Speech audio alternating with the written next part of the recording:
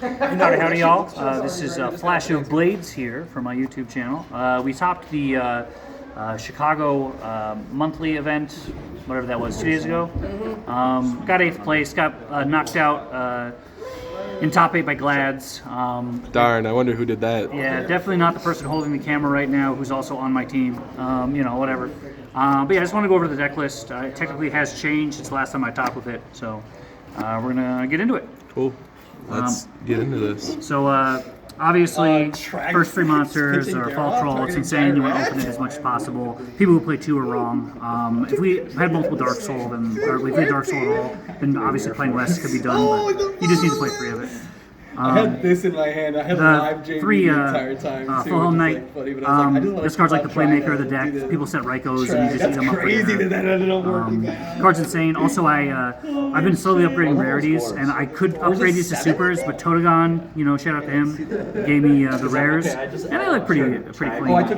I just added On for the next name. We have Ember's Blade. Really, it's more copies of most of these. Because you have the fortress, right? It's a pretty good card. Also just a recruiter, good set. Then the 3 cards that we don't really want to play, but we play anyway, of, you know, X-Saber Arabelle. Sometimes this card's insane with, like, you know, a Brain or Minecon or something. And sometimes it's really good in the frogs if they just go like normal summon, swap, you know, bounce pass. You gotta at least upgrade to a secret. But yeah, we mostly play it because it's a cat target. And like first set CRV super? Yeah. Oh, those technically it's a hamster target if you ever mind con a hamster. One I literally put in because I'm like, it's pretty good. Last name is the one Raggy. It's, you know, we play it mostly for one, but it's also sometimes you summon it off this and buy back something. But yeah, the people who play 2 of this are wrong. Don't play more bricks than you have to. That's it for the actual X-Saber names. Next we're gonna move on to the non-X-Saber cards. One Giant Rat. I mean, it's kind of an X-Saber name. It's just in Earth, right? Then like the functional 3 copies of cat. I guess this is also sometimes a cat as well. Where like you'll just set this, they'll attack in, you'll summon a cat, and then like if they don't have like a compulse or something like weird, then they, you know, usually can't out it. And even if they do compulse it, it's like you just normal it and use its effects. So. Obviously you can set Sangan and get Monk or Cat. Obviously Monk gets Cat. I like drawing like dark. There's no way. Functionally, kind of 4 copies of Cat. And then the random one of Ryko, it's mostly a Cat target. It's also like a Sangan target if you need an out for like a oppression or something. And like, you know, there's also just, you draw it and it's not a brick. Like you just flip it, blow up something. It's pretty good. Next Mind games with your face sounds too. What? Mind games with your face sounds. Oh yeah. Is it a recruiter? Is it a Ryko? Yeah. Now we're gonna move on to spells next. We got the best spell in the deck probably, Book of Moon.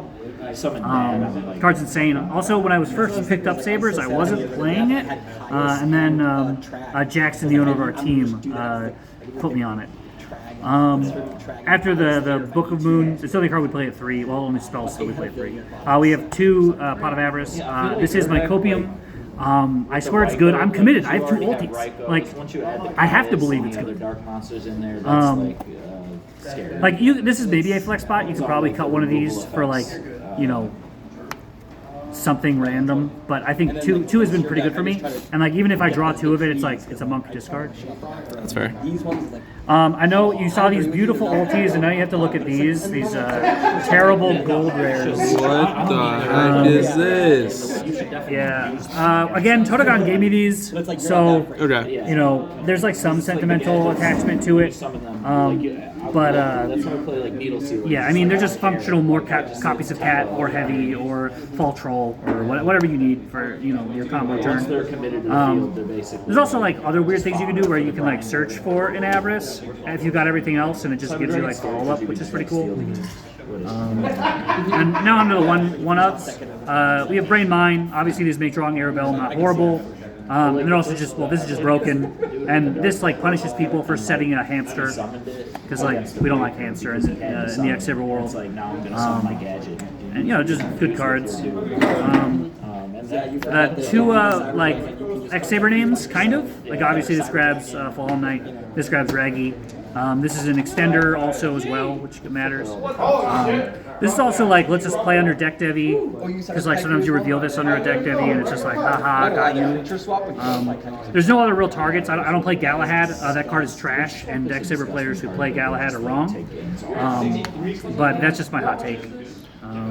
It's 1 for 1 worth it with only 1 target. Yeah, 100%. Also, there's times where you'll just set it or whatever, it'll die, and you'll avarice it back. Or you'll draw it, and like 1 for 1s can summon from hand.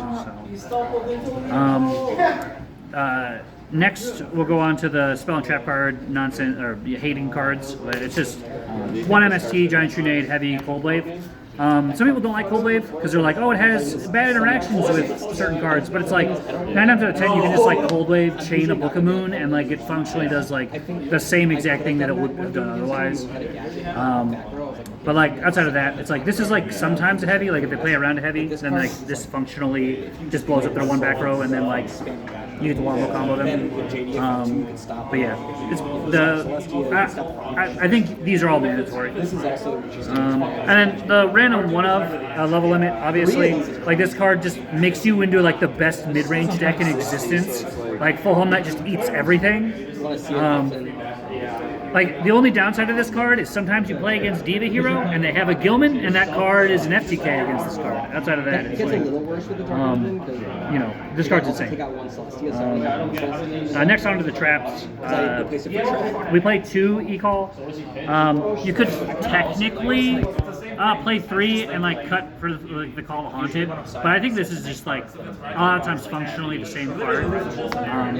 And like, when you draw these in tandem, it's much better than drawing these in tandem, usually. It means you don't have to like have a guy stick. You can activate summon a guy, activate summon 2 guys. But yeah, you can also cut an Avarice for 1 of these if you really wanted to. But like, I think this ratio has been pretty good for me. But yeah, also Call the Haunted is really insane with Cat, because we have exactly enough targets to go Cat, effect, trip, or summon 2 idiots, activate, Cat effect, summon 2 more idiots. And like, that's pretty good. And then the 3 good trap cards, I think it's pretty ubiquitous. These are all pretty ubiquitously played. Like, Where's Trap Does Shoot? Oh, that card sucks. Whoa. We don't play that card. What do you mean that card sucks? Yeah, if we it's the hand best loop trap you, card in format. if we hand loop you, you can't dash shoot. Oh, right. Also, there's like there's other things too where like we go into our 7 we go into a lot. But I feel like that's is you show it when you do that trick. Yeah, whatever. Like we go into Arabellum and we want you to have 4 cards in hand with that card, and Dust Shoot kind of has anti-synergy with that. Also, the hand knowledge really doesn't matter if your whole combo is like heavy / cold wave / Trunade into Cat Vultral. Like the extra hand knowledge didn't really matter. It only really matters if I like care about like a Stardust or a Starlight Road or something. But like, I don't know, I think Starlight Road's bad. But whatever. Next we'll go on a side deck. Or actually, we'll go to extra. This is I think this is pretty standard. There's like some flex, but like Arm, Catastor. These are like the low level guys. For the 6s, we go Hyunlei, Brio, Urzi, Quasi, Waka, whatever his name is. I'm missing. Where's my Goyo? I literally was like wondering, like, I should have said anyway. something. Goyo. We've only focused on 6s, so that's why we have such a big 6 toolbox. Like we don't really make 8s basically ever. And it's like this card is just pretty good, and like this card's insane. This card actually came up at the event. Somebody had a Spirit Reaper, and I just like killed him with it, which was pretty hot. Outside of that, it's like, yeah, I think these are the good 6s. Well, I guess these are the good 6s, and these are just the ones I can play. And then for 7s, it's Herbellum, Arcanite, and Black Rose. This, like, we make this a lot. Like, it's just a name, so, like, it turns on E-Call, and, like, sometimes it's, like, this is on any damage, it's not on direct damage, so, like, sometimes your opponent will, like, summon a I don't know, a Greffer or whatever, ditch something and pass, and like you'll just be like normal attack, like take your damage, put your card on top, and like functionally like skip your turn kind of, or it's like or maybe skip your draw step kind of. It's pretty good. Then for the 8s, we only play Colossal Stardust. People always question this, but it's like if you need to play around Gores, like Colossal a lot of times actually just does play around Gores. And then also Stardust is just insane because like it's Stardust, right? Also in the side deck we have a bunch of like Floodgate stuff, so it's like this just protects all the Floodgates. And yeah. Then for 9s we play Mistworm and 2 Gotems. I gotta upgrade this to an ulti first. I again can't get rid of this ulti on Limb because Totegon gave it to me. It'd be like that. But yeah, we don't usually make Mistworm. This is maybe a card you could cut, but like there are times where it just does come up. And then no one Chimera Tech. It's pretty good. We play 2 Sabers in the side deck, so like it comes up. Onto the side. I'm gonna do this in this direction, right? Yeah. So the 2 Cyber Dragons, like they're just good. We set them in pretty big, ubiquitously going second.